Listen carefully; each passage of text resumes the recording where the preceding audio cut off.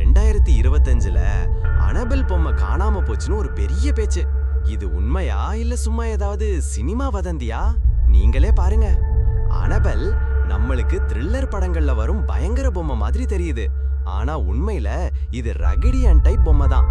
Ed and Lauren அப்படிங்கிற பாரநார்மல் experts இத சேர்த்துட்டாங்க. காரணம், இந்த பொம்மையில ஒரே பேய் குடியிருந்துச்சா. அவங்க இத வாரன்ஸ் மியூசியம்னு ஒரு இடத்துல கண்ணாடி பெட்டியில வச்சிருந்தாங்க. அந்த பெட்டிய மேல தொடாதீங்கன்னு ஒரு பெரிய எச்சரிக்கையே வச்சிருந்தாங்க. 2019க்கு அப்புறம் அந்த மியூசியம் வேணான்னு முடிச்சிட்டாங்க. ஆனா அதுக்கப்புறம் யாரும் அந்த பொம்மைய நேர்ல பார்த்ததில்ல. ஆனா இப்ப 2025ல ஆகஸ்ட் மாதம் ஒரு வதந்தி செம்ம வைரல் ஆயிருச்சு. அனபெல் தப்பிச்சிட்டா மாதிரி. சிலர் எக்ஸ்ல, டிக்டாக்ல, யூடியூப்ல குட்டிஸா வீடியோ போட்டுட்டு பயமா பேச ஆரம்பிச்சாங்க. மியூசியம் சார்பாவும் என்கிட்ட இருக்குது, எதுவுமே தப்பலன்னு சொல்லி வெளியில சொன்னாங்க. ஆனா மக்கள் அதை கேட்கல. இருக்கிறதுல யாரோ சொல்றாங்க, நான் பார்த்தேன்ரா, அந்த பொம்மை நடக்கிற மாதிரி இருந்துச்சுன்னு. டிக்டாக் ரீல்ஸ் எல்லாமே இப்படி ஓட ஆரம்பிச்சிடுச்சு.